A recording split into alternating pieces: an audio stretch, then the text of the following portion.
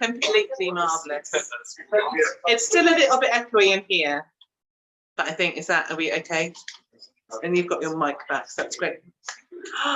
I think we have people who are live and in person in the room. Yes. We have people who are live and in person in their homes. Yay, we're being waved up. Fantastic.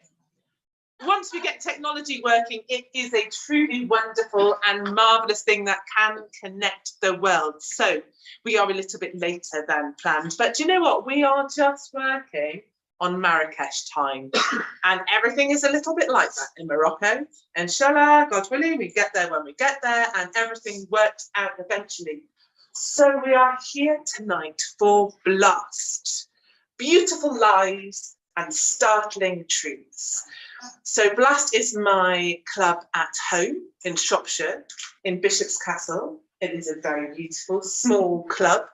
But during lockdown, we were able to reach out over all of the world, and we've been neglecting our worldwide members a little bit lately because we've gone back to in-person in the town hall in Bishop's Castle. But now, for this one-off festival special, we are the Festival Fringe.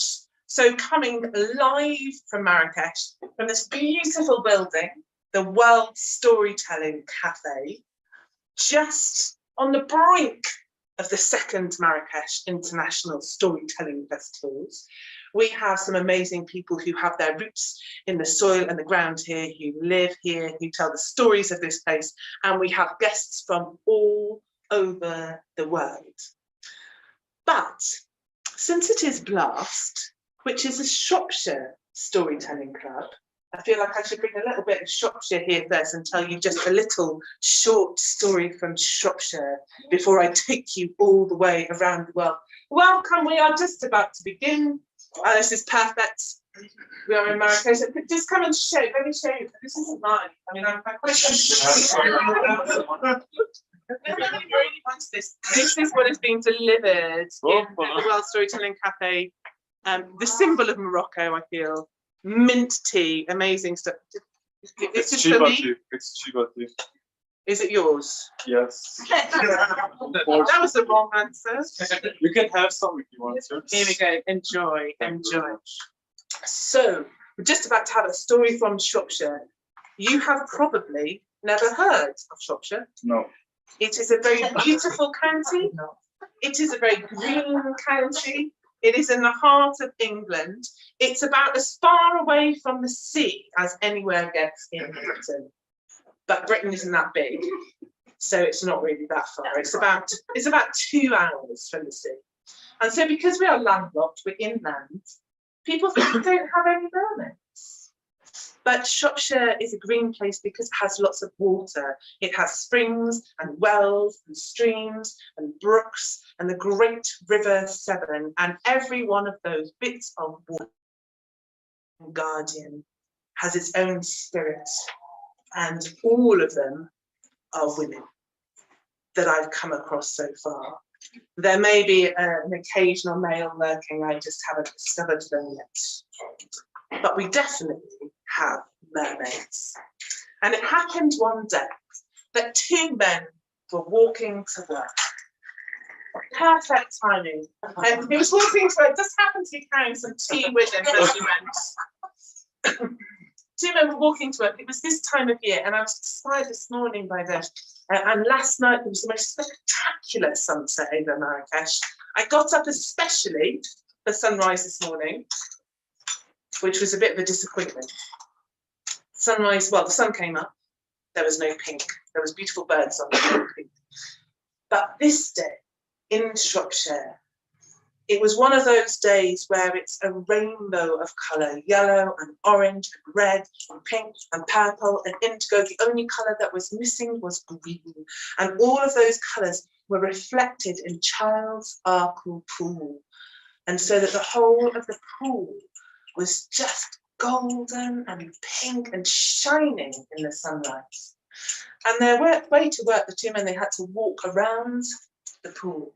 And they were talking and chatting and pace going slow and not really wanting to go into work, when something caught their eye in the pool.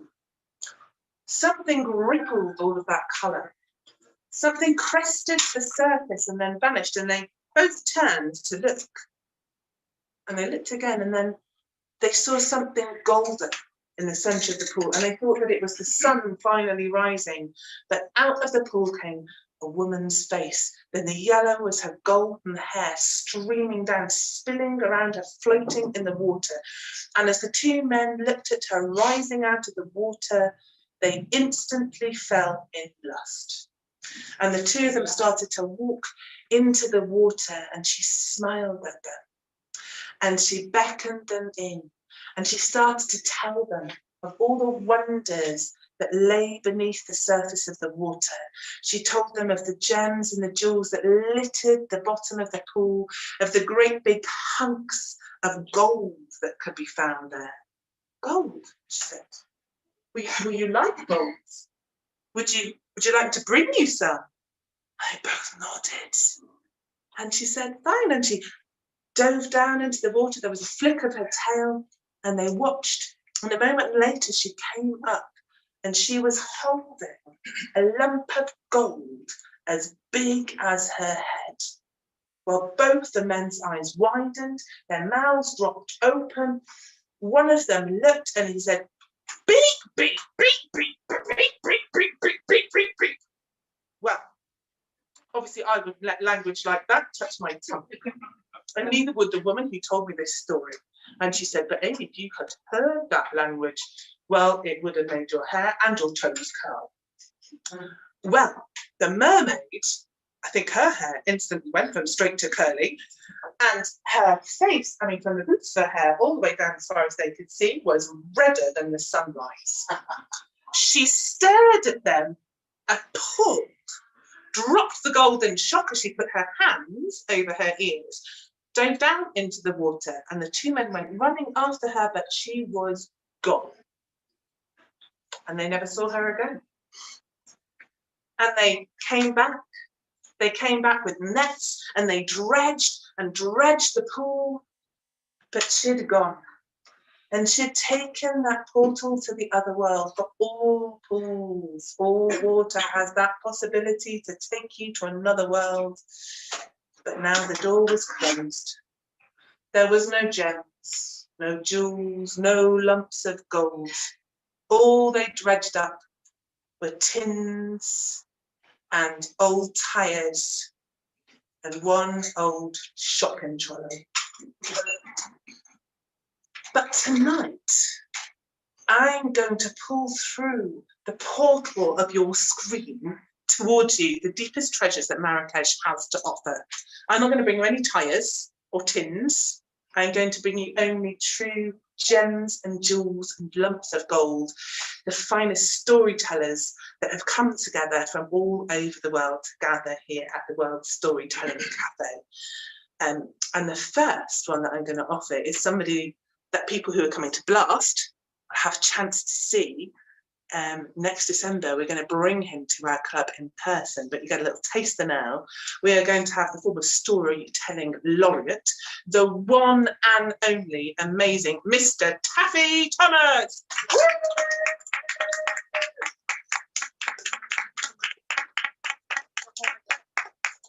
Look over there. Look over there. The camera's over there. But you can see here. No. But it's, if you look at yourself in the back, it's not recording from this camera. It's recording from there, from that. Oh, have you been having? You could have said so. You've been having the joys of my back all the way through, have you? So you have to, if you want to talk to them, you have to look at the computer over there. At the computer. Yeah. Wendy, can you see Taffy? You see his back or his front, or just get a beautiful both sides, so you can see his front. Yeah. Wendy says it's fine. You're getting, there's two cameras, you're getting both. But it might be good if we could put that one onto speaker view. Absolutely, you need to be the audience here. So this is just one of the people that you're telling to, and you can see yourself there. Yeah. And tell to everybody here, and that's just to make sure that you're First of all, truly wonderful to be here. And Amy said we're operating on Marrakesh time, which I can tell you is like manana, only without the sense of urgency. Anyway, I'm lucky enough to be here, but in 1985, I was lucky enough to be a principal guest at the Storytelling Festival in Woodstock, Illinois, in the USA. And when I was there, I went to a workshop run by a wonderful Jewish New York storyteller called Susan Klein. And she told me a story and gave me her permission to tell it. She'd learnt it from a visiting Chinese storyteller. But somehow it was a story about a mandarin. But because we make the stories our own, on the flight from Chicago back to England, the mandarin in the story changed into a mare, which is probably the English equivalent of a mandarin. I've also discovered it is the Moroccan equivalent to a mandarin, because you have mares here in Morocco. In fact, I've discovered Patricia is the mayor of Marrakesh, because we're going to meet her later in the week. I should probably tell her this story and apologise for the start of the story. But you don't get a taffy tale unless you can solve a riddle. Now I've got your ears, I need your brains. I've got a black eye and golden hair, and I grow towards my namesake high in the air. For anyone not completely happy with English, a namesake is something with either half or all of the same name, the same word. Wendy's got a smug face on. She's reaching for it. So is my friend Baden Prince in the corner. Brother Baden. Go on, brother Baden. I'll give you the honour of answering it. Brother Baden. The answer is A sunflower. a sunflower it is. Give him a clap. Brother Baden is the winner. And for those of you who want to use it to amuse or catch out your friends, I'll give you it again. I've got a black eye and golden hair, and I grow towards my namesake high in the air. So you know there's going to be a sunflower in this story, and indeed there is a sunflower at the centre of this story. The mayor of the town was very old. The time was approaching when the mayor would have to retire. But before the mayor could retire, he had to choose a successor, someone else to take the job. Lots of people wanted that job. Juliana wanted the job. So did Baden.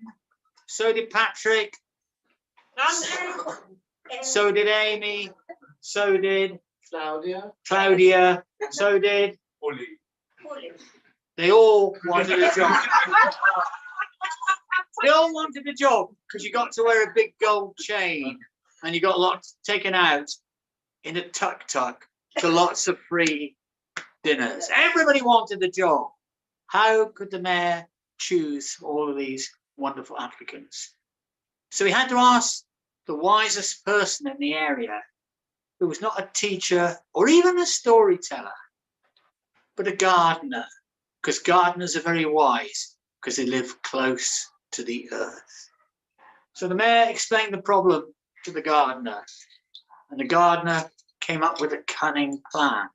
He said, put your hands out. So the mayor put his hand out, and in the mayor's hand, he put a handful of sunflower seeds. He said, now, you ask all the people who want the job to get a huge terracotta pot, one of those big brown pots. Fill it with soil, pat the soil down, make 2 holes, and each of those holes plant sunflower seed. Water the pot, push it out in the yard to get the sunshine and the rain. And then they come back in a month, and whoever has grown the biggest, the best sunflower will be my successor, will be the next mayor. Bit of a strange way of choosing, but no stranger than some elections that happen in some places these days.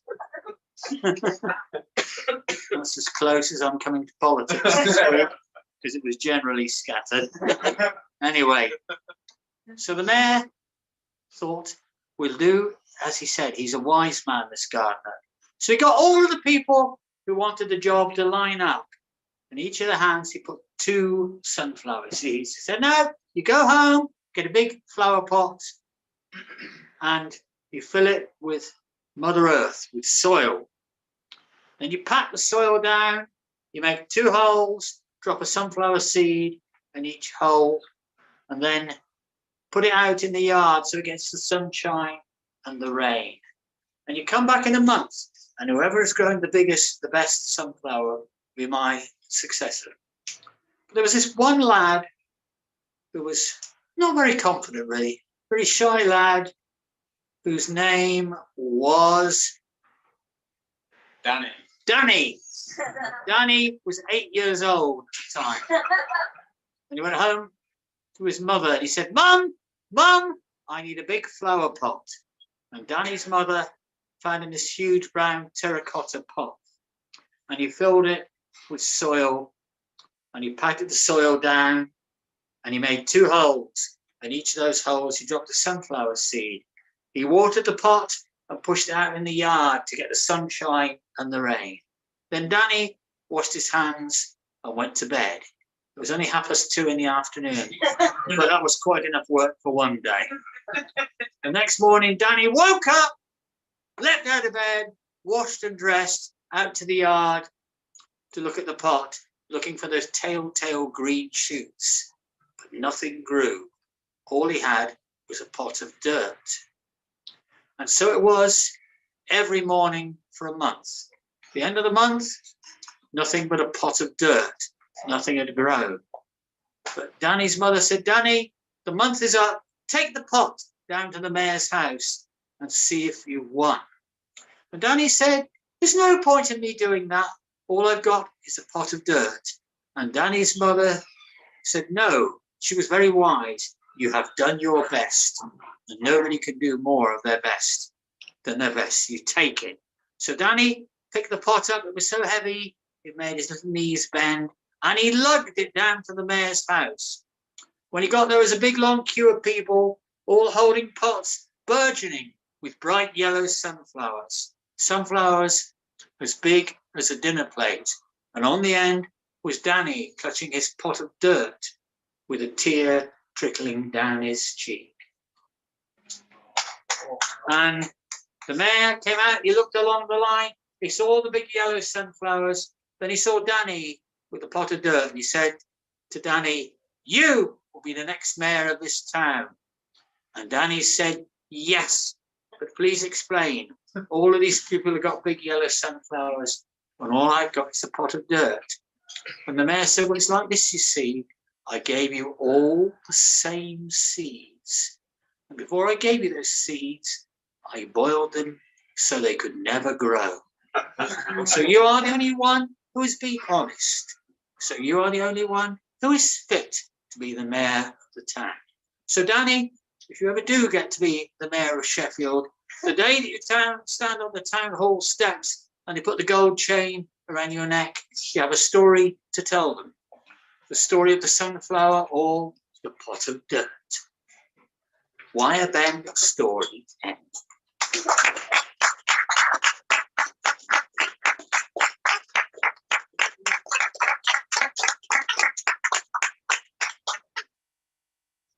Yes, because we all know the most important thing that all leaders need to have is honesty, and we're very pleased that all of our leaders are utterly and completely honest.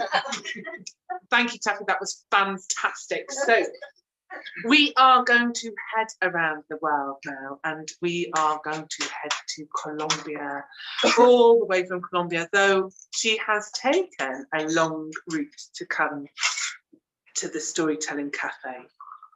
At least she came straight to the Storytelling Cafe from Colombia, but she hasn't been home since last year. She's been traveling rounds and rounds and round the world, back to the heart of Marrakesh, and picking up stories from all over on the way. Please welcome the wonderful Juliana Marin.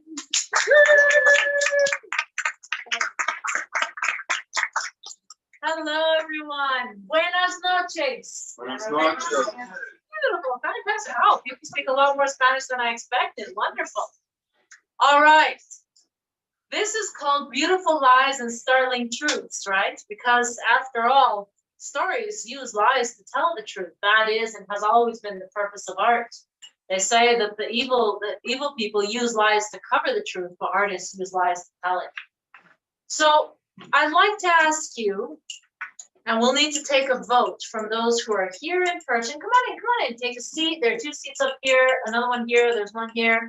And can everyone see me on the, yeah, all right, perfect. So we'll have to take a vote. A story about truth that I have no idea where it comes from, and I'm not even sure what the story means. Or a story from the Mayan people that I have no idea how old it is, and I feel is utterly tragic that this story has been told for so long. Which of the 2 stories would you like to hear? Difficult choice. So, who votes for the story about truth? Raise your hand. 1, 2, 3, 4, 5, 6. Let's see online. 1, 2. Are there more people that I can't see? Oh dear. 6. All right. Who votes for the Mayan story? Okay. The real life audience voted for that one. And I see 2 people. So the people I can see online are tied. So I guess it is the Mayan story that has won. I say creak, you say crack. Creak, crack, creak, crack. So long ago, the things in the world still did not have names. The animals of the forest heard a sound. They had no idea what this sound was because they had never heard such a horrible thing before. And they all went running, racing to find where this wretched, terrible sound was coming from. They wanted to destroy it. They wanted to tear it to pieces. It gave them something that it felt like the world was there was something wrong in the world. But when they found where the sound was coming from, they all stopped in their tracks. It was coming from their friend, from man. Man was sitting on a rock and he was making this sound. And that is when they gave this sound a name, llanto, weeping.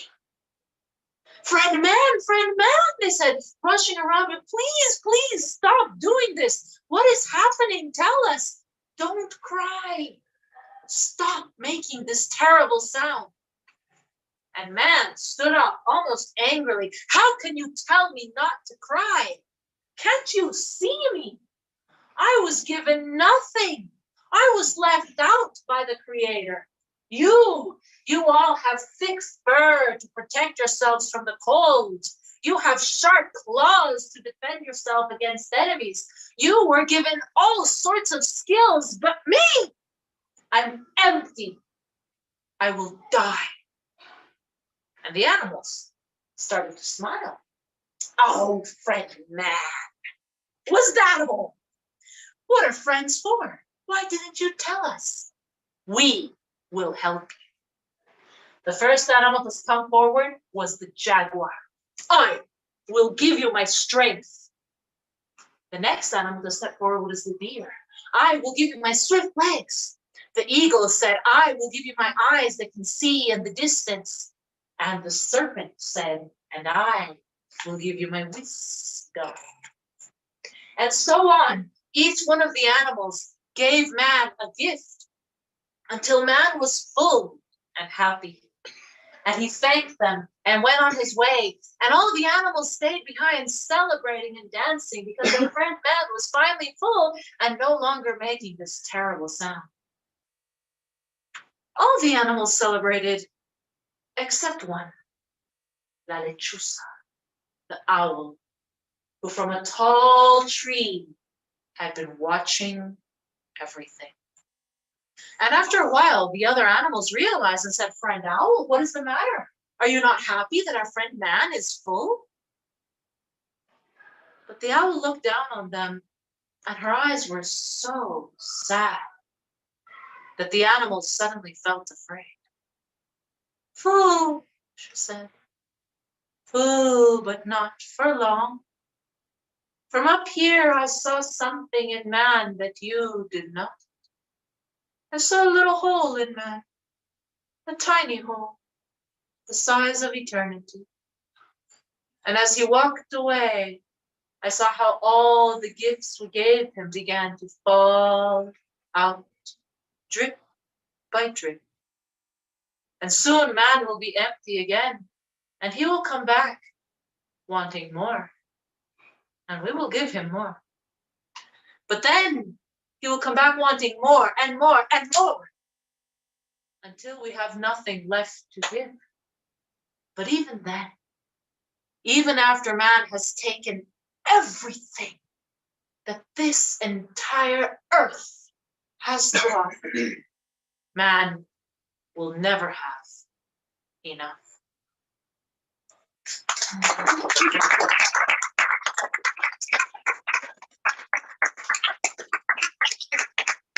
Oh, thank you to the other. Yes. So from Colombia to Greece. So she has just arrived, flown in today, legged it to the World Storytelling Cafe, still finding her feet, but we've dragged her here to tell her story. Please welcome Despina Ariel.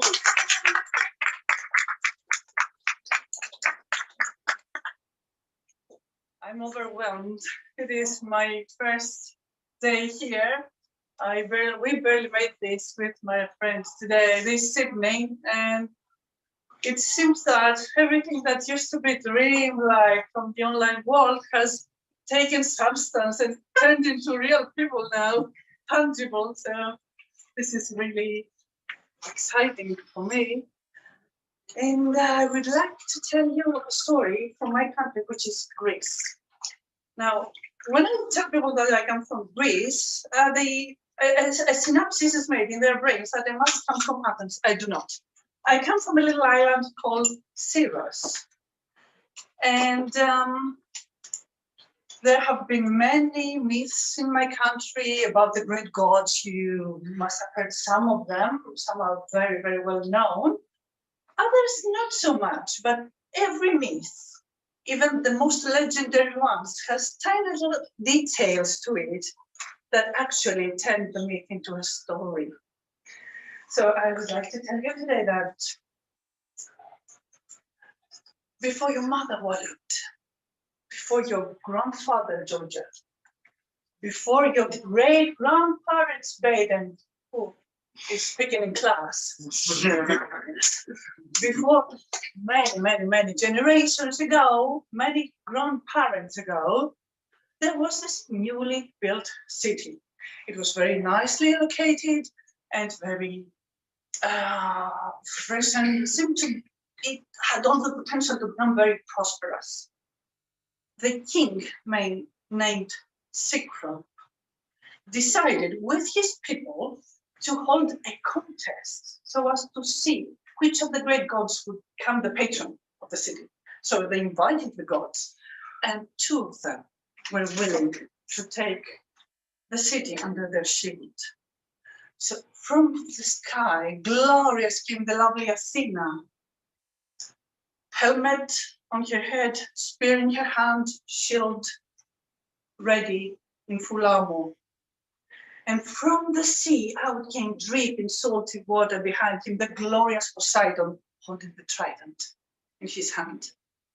So these two rivals were asked from the people to offer something to the city, and whoever would give the best gift would become their patron, the one they would worship. Poseidon went first. He was the oldest, and he was a man. So holding his trident, he knocked on the sacred rock of the Acropolis, and out of it came springing out water. The people were amazed. They went near the water and tried it in their face. They had a sick bath. They spat it out. because it was salty water. Then it was the turn of Athena. She holding the spear.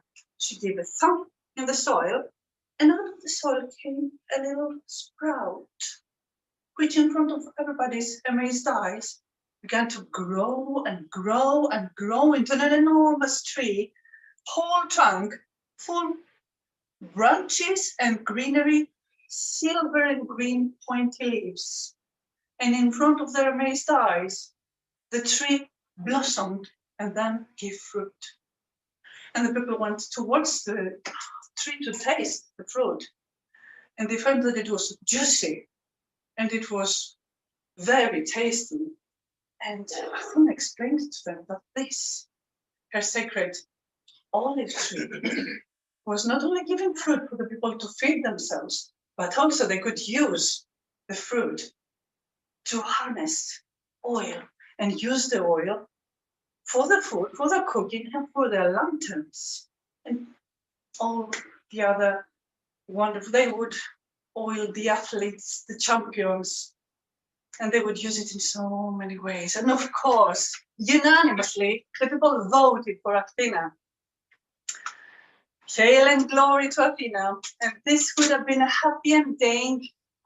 It was for the city. It was for Athena, not for Poseidon. Poseidon, there were no pills back then, but it was a pretty hard herb to swallow. So he turned around and walked away and thinking, making plans of vengeance in his mind. First, he went to Hephaestus, or Volcano, as is the Roman name of the god. He was the metallurgy craftsman, the best one of all. Hidden inside his cave with huge fires, was working the metal. And obviously he must have passed from around here because I can see all this lovely metallurgy and the discs and everything. He must have given some of his art to the local people. Poseidon went to him and he said, I see Athena coming very often around your workshop. Yes, yes, said Volcano, she's coming here and we talk about what kind of arms she wants me to build her. And what she is the goddess of war, of strategic war, not like Ares. So yeah, I help her out. Silly you, says Poseidon. That's not why she's coming. She's coming because she's in love with you. Are you sure? Said Hephaestus. Of course I'm sure. Look, I know Athena. I know she has given a celibacy vow to Zeus, etc. But she's been coming around here a lot. She will play hard to get at first. Do not swallow that. She wants you. You should go after her. No, Hephaestus, the ugly one, the crippled one, he did not know much about ladies. So Poseidon's word was all good to his ear. He might have wanted to believe it. So the next time Athena went to his workshop, he started complimenting her at first, and Athena was not responding as she should. So he started working towards her, showing his intentions, and she going backwards, and well, he wouldn't stop. He cornered the goddess. And there was a bit of wrestling there, but Athena was not the weak woman. She was a soldier, so she used her spear to push him away. But with the wrestling, etc., he didn't take much. He didn't need more touching, so she had to use a cloth she found on the floor to wipe her thigh and disgusted throw it off the mountain to the earth.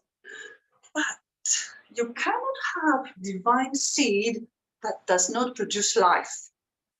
So when the cloth of wool fell on the earth, Gaia, the earth became impregnated.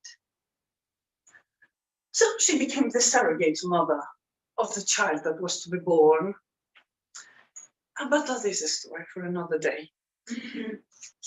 Now, Poseidon did not have the vengeance he wanted as yet. So he devised a new plan in his brain. If he could not have Athena raped, he could surely have one of her priestesses, the best one of all, the prettiest one, her most beloved, Medusa. Now that is a story for Jema Alfna.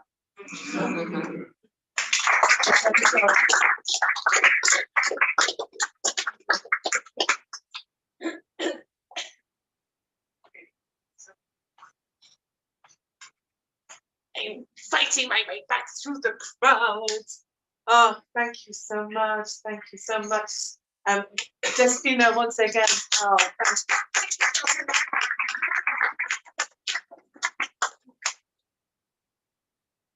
And like Juliana, my next guest has travelled here via many places, but over a longer period of time.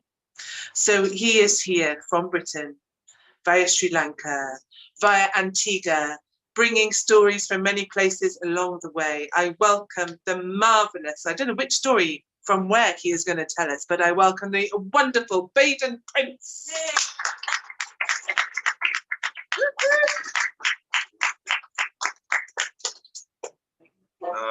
Tell me when I'm standing in the right place. Yeah. Okay. I have to apologize before I start with three things. One is to Despina. I was talking in class, but it's for an important reason because one of our parties is not feeling well, which relates to the second apology because as soon as I finish, I'm unfortunately going to have to leave. And the third apology is that means I'm going to do a very short story. And it's the story that I started early, just before the session began.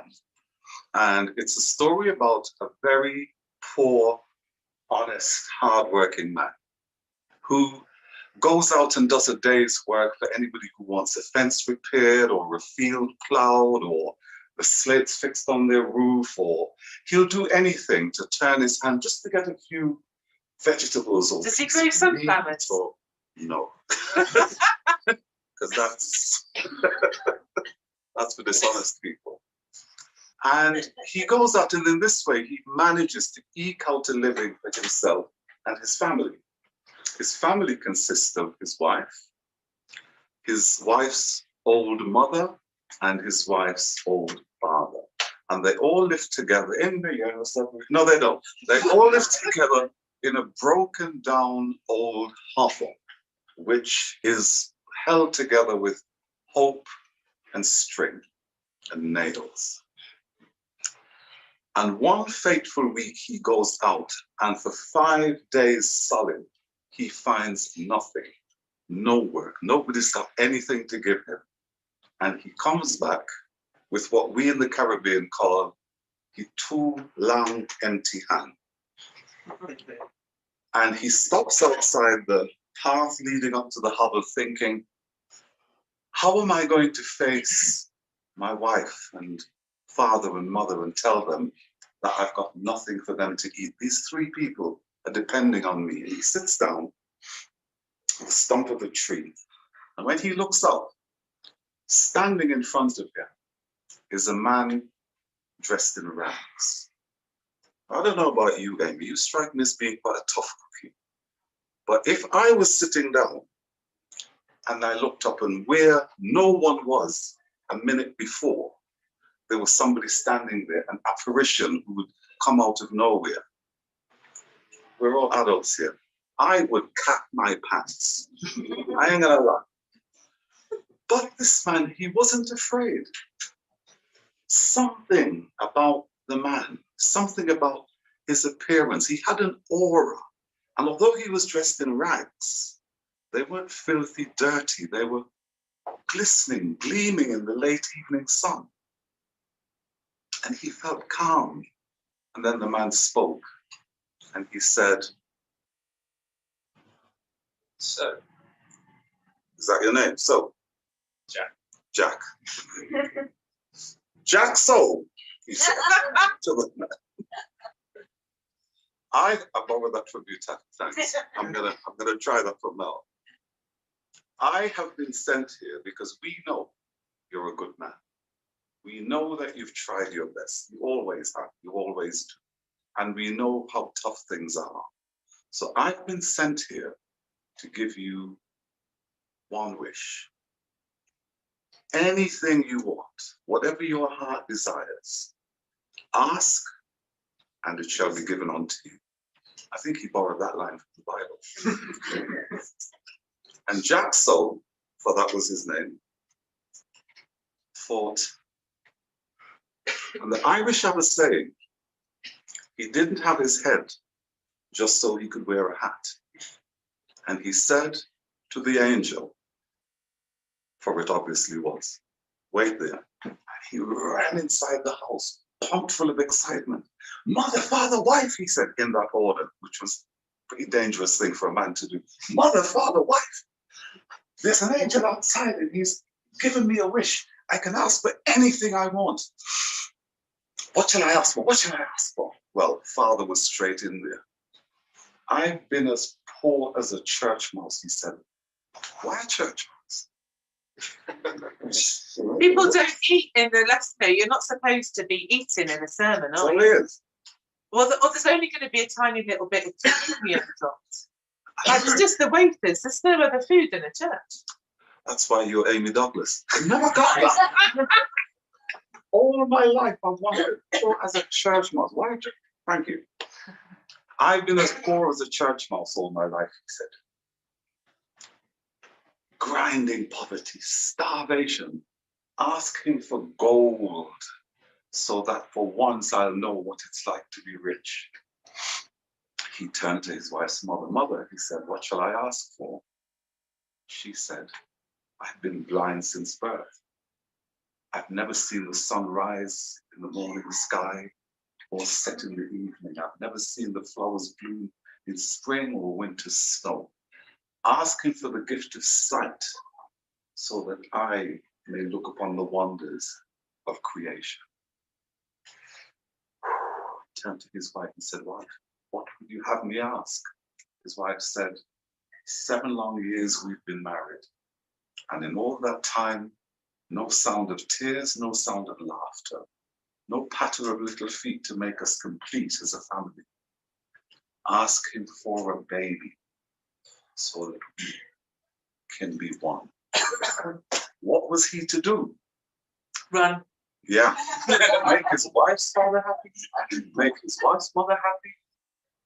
Whatever he did, you thought was going to be the wrong decision. But as I said, he was no fool. Hold on. And normally, I would go around the room and ask you all what you thought, but only those who've never heard the story before. And we compare notes and we compare answers. But as I said, unfortunately, we have to leave in a hurry. He went back out and he said to the angel, I've made up my mind. What is your wish? He said, I wish that my mother-in-law could gaze down upon me and my wife's new baby lying in its golden cradle.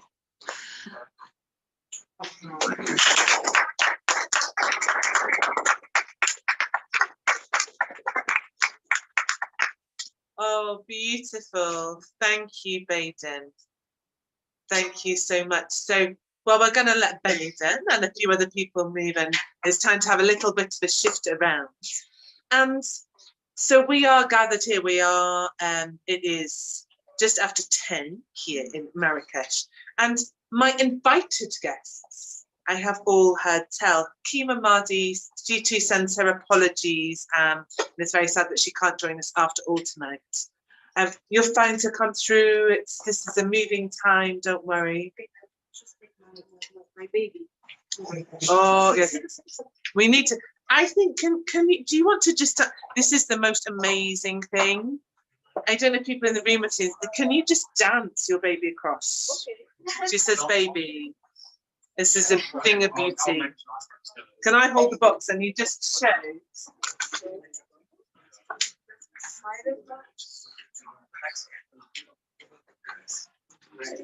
What? Oh, just Baby, darling. huh? So Anansi is making a flying appearance on his way out. Cherry pie. I'm so sorry. Oh, no problem, no problem.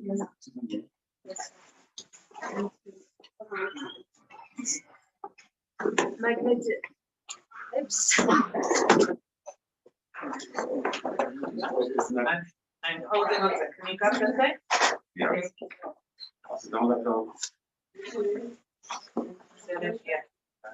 Just holding the bottom there.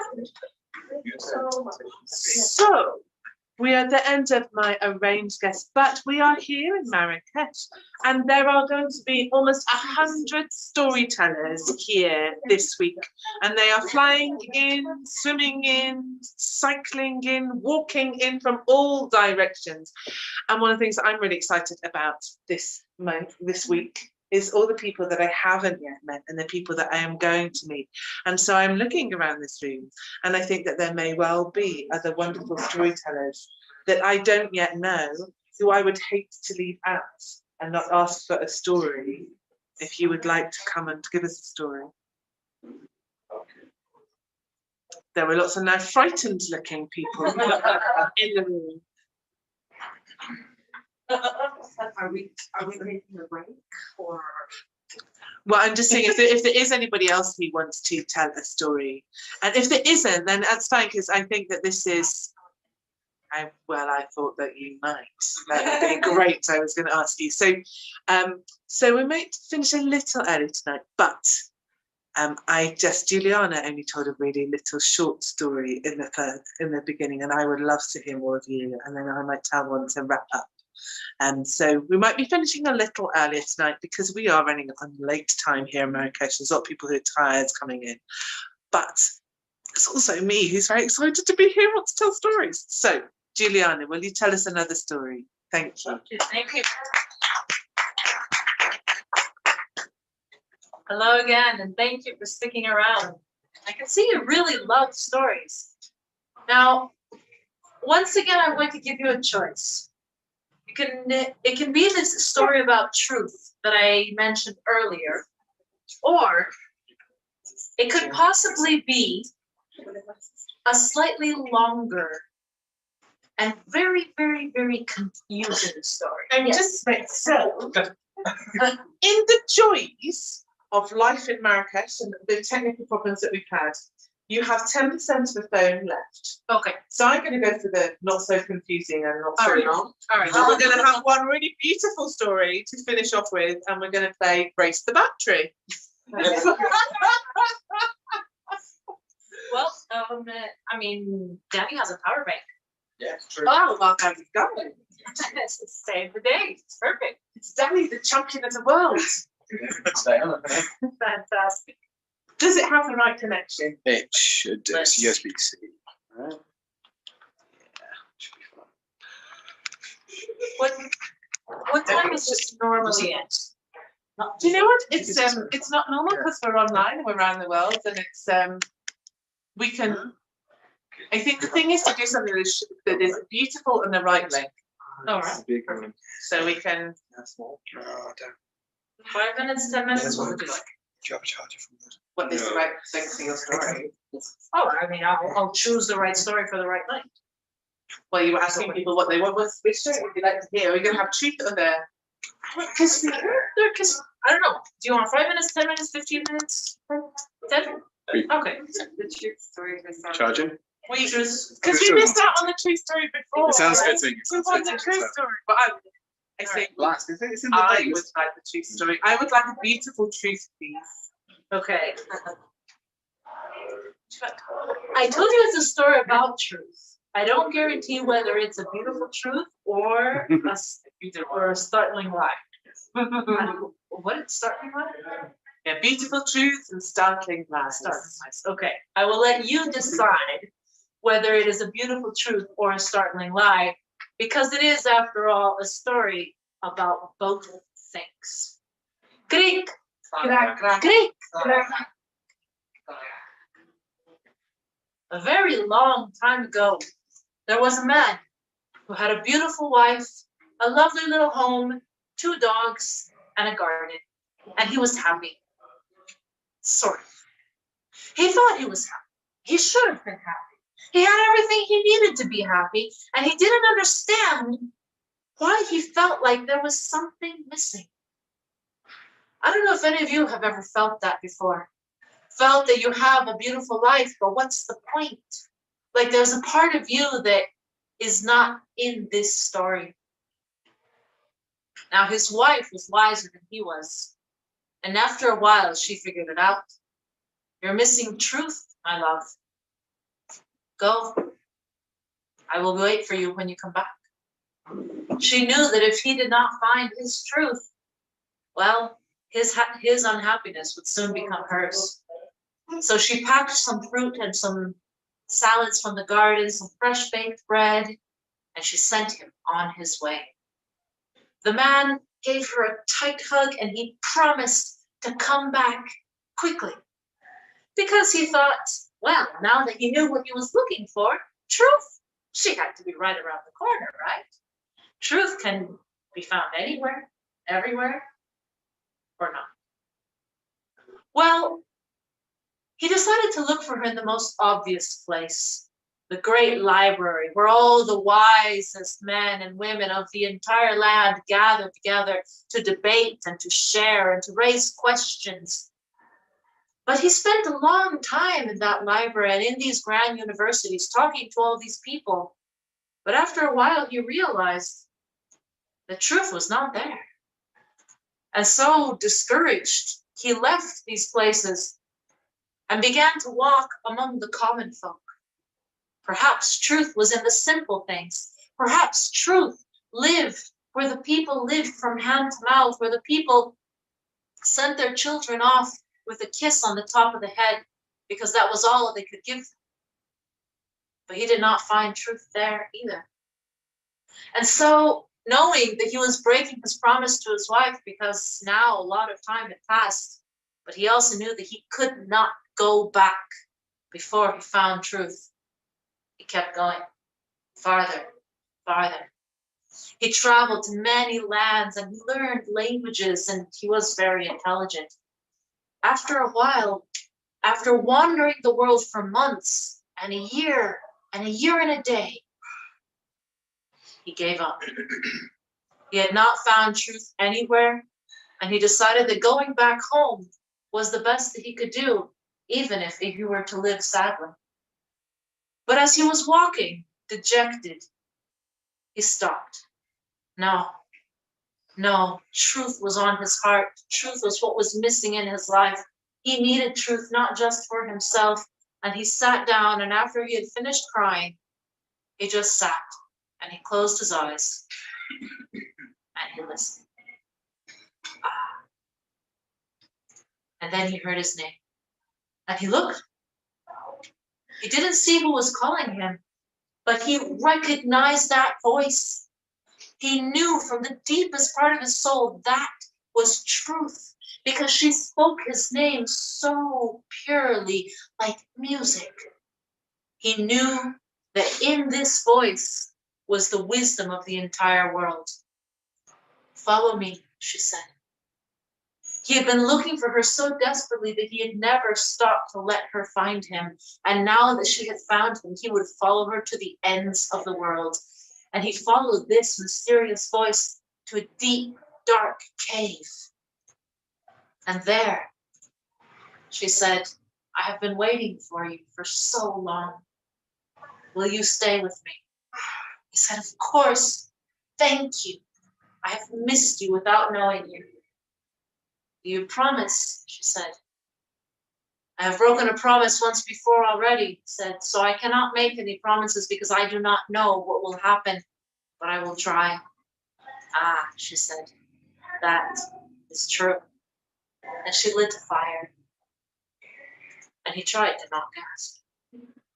Oh, the horrors. He tried to not let his face show, but she knew.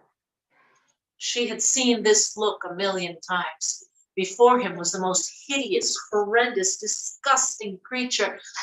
Her skin was mottled and slimy and scabbed, and her lank, greasy strands of hair were among bald patches, and you could see little animals crawling around, and her teeth were yellow and rotten, and her fingernails were long and black. But her voice was pure and music. And it did not matter what she looked like. And in fact, now that he thought about it, he had seen her before. He had seen her before among the common people. He had seen her before in the universities and among the great libraries. He had seen her before, always in the corners, in the shadows. He had seen her so many times, but he had never recognized her. Because when he had seen her, he had always looked the other way. But now that he had heard her voice in the stillness, he stayed. And as he stayed with her, she taught him. She taught him through stories, and she taught him through songs, and she taught him through the music of the stars themselves. And after a year and a day, his heart was full, and he knew that he would never be broken again. And she said, "It's time." "So soon," he said. "But I have so much more to learn from you. We haven't even started, barely. The more I get to know you, the more I realize that I know nothing. The more I learn, the less I know."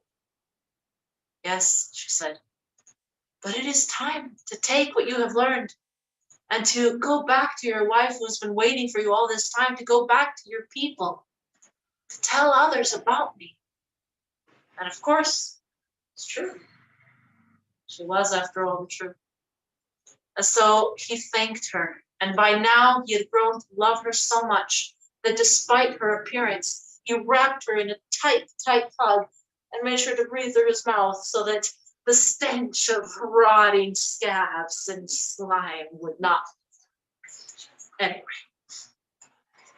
But as he hugged her tightly, she said to him, "Can I ask you a favor?" "Anything," he said. "Name it." "No," she said. "You must never say anything." "True. Ask me your favor, and I will see if I can. I will try." "Trying is all we can do," she said. And she smiled. And her smile was so sad. She said, "The one favor I ask of you is that when you go back out into the world and you tell others about me, just tell them that I am young and beautiful."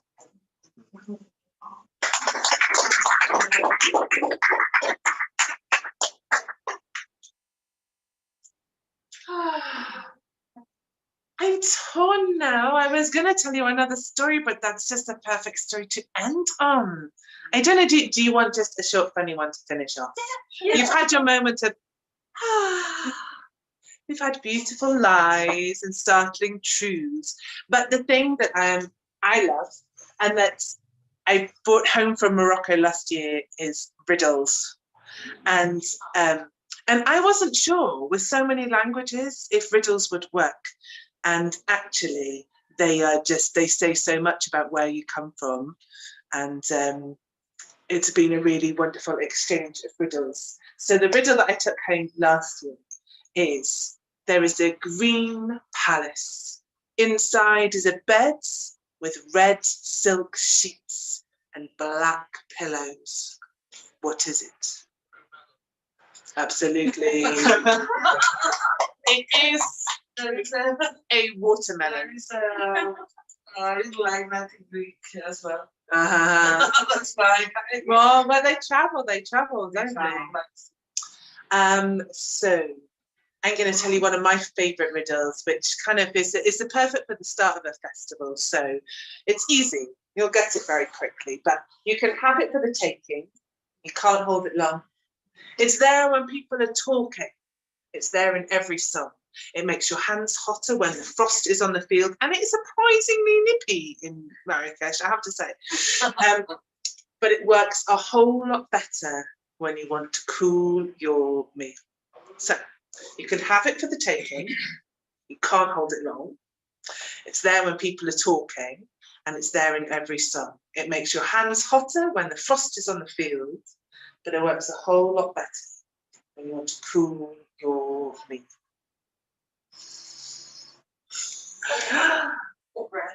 It is indeed your breath. You can have it for the tasting. Can't hold it long. So when people are talking, it's there in every song. It makes your hands hotter. When the frost is on the field, works a whole lot better when you want to cool your. Well, this is one of the first stories that I ever learned when I first became a storyteller, and I haven't told it for a very, very long time. And this is a time for old friends as well as new ones, I think. So Davy didn't like fish. He didn't like the taste of them. He didn't like the way their cold eyes gleamed. And he loathed the smell of them. But times were hard. Once again, Leonard had come around and he needed a job. And jobs were hard to find. The only job that he could find was working on a fisherman's boat, chopping first the heads and then the tails of all the fish that the fisherman caught. He hated his job, but he needed the money. He had mouths at home to feed. Well, one day, Davy was out at the boat, and the fisherman had been throwing over fish as usual. He'd been chopping off the heads, chopping off the tails, pulling out the guts. And the fisherman threw over to Davy the most beautiful fish that he had ever seen. It glittered with all the colours of the rainbow and more besides it. It was incredible. Davy didn't like fish, but this, he couldn't do it. He couldn't chop off its head, he couldn't kill it. And so he waited until he thought the fisherman wasn't looking, and he slipped it over the side of the boat. Well, of course, it was the most astonishing fish the fisherman had ever caught. Of course he noticed when Davy threw it back over the side. And he said this, he said that. I could have got a fortune for that fish, and you just throw it away. You are fired. They rowed back to the shore. He threw Davy off the boat, said he never wanted to see him again. Well, Davy had mixed feelings walking home. He hated his job. He was glad not to go back. But what about the money? What about food on the table? What about shoes on his children's feet? And he was walking home, wondering what on earth he was going to tell his wife, when he realised that there was somebody keeping step with him. Step for step for step, walking alongside him. And he looked, and Davy instinctively knew that it was the devil, old Nick himself, Lord of the underworld. Maybe it was the two horns at the top of the hat, the tail twitching behind him, the red sheen to his skin. Davy knew he was exactly the sort of stranger his mother had told him never to talk to. And yet, there was a smile on his face, and he said, Davy, I hear you've been having a few problems. Davy tried to ignore him. Davy, I've got a proposition for you, a bargain, a deal. And on any other day, Davy wouldn't have listened. And he still said nothing, but his ears were perked up as he kept walking. So Davy, I've got this cow, best cow in the world, and she will give you the finest, tastiest, creamiest milk that you've ever had, and more than you and your family could ever manage to drink. And I think you need something like that in your life at the moment. I'll give you this cow for 3 years. On condition at the end of that time, I'll come back to you. I'll ask you 3 questions. And if you can answer those questions, it's fine. I'll take the cow. I'll be on my way, no problem. But if you can't, well, you know where you will be going. Davy was young. 3 years seemed like a long time. And so he agreed. There was a puff of smoke, the devil disappeared. In his place was a beautiful brown Jersey cow, big brown eyes, long eyelashes. Davy carried on walking. The cow walked behind him. His wife was a little surprised when he got home, saying he wasn't going to work anymore with the cow trailing along behind him, but try as she might, Davy wouldn't say any more about it. But for once in his life, the devil had told the truth. The cow gave the creamiest, tastiest milk they'd ever had, and more than they and their family could ever manage to drink. And so they started to make cheese and butter and yogurt and ice cream. Still, they couldn't use it all, and so they started to sell some, started to make a little bit of money, started to expand. They bought a couple of chickens, a couple of goats. In the end, they even had their own restaurant. But all that took time. And Davy soon realised it was the one thing that he was running out of. And he started to worry. Maybe the devil will forget about me.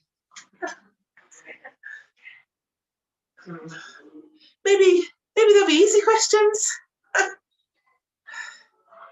Davy started to read the book with all the answers in it. I don't know if you have this here, the Encyclopedia Britannica. Comes in 26 volumes. All the knowledge of the world contained inside. This is before the days of the internet, obviously. He started to read. A few weeks later, he was on A's. A few weeks later, he was still on A's. He'd reached AC, but Davy's time was up.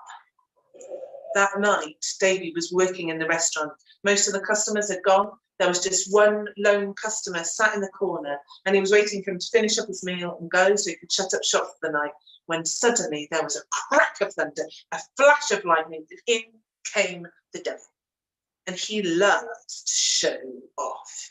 And this was the perfect occasion. He had polished his skin till it was glowing red. He had sharpened the tips of his horns till they glinted. His tail was lashing from side to side, and he was jabbing his trident in the air. Davy. Ready for my 3 questions, are we? And Davy, he wished a hole would swallow him up in the ground and he would sink into it and then realise where it would go if it did. Stood up again. But while Davy was stammering and stuttering, that customer in the corner of the bar got up, walked over and said, "Yes, he is. That's your first question. You've got 2 more." "Will you tell him to butt out of it?" said the devil. "No, he won't. That's 2 questions. You've got 1 left." "And who in blazes are you anyway?" said the devil. "I'm the king of the fishes. Davy saved my life 3 years ago today. Your 3 questions are up your cows round the back." The devil was so fuming, so furious, he strode straight out of that restaurant and he never came back. And he even forgot to take his cow with him.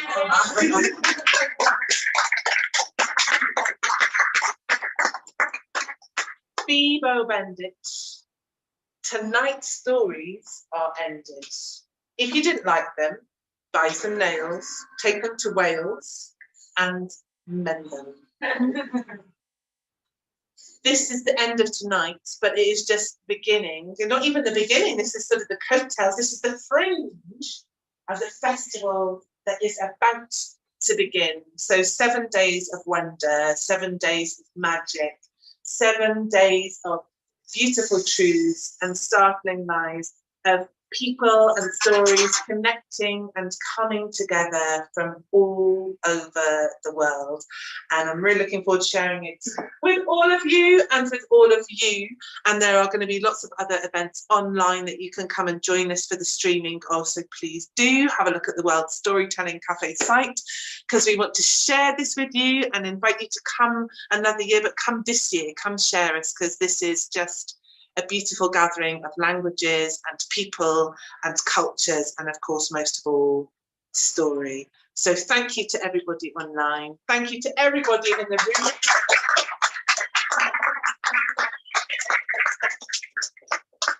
out again for the wonderful storytellers that you've had today. Watch out for Taffy Thomas, for Juliana Marin, for Despina Ariu, she's moved, for Baden Prince, and who have I left out? I've left somebody out.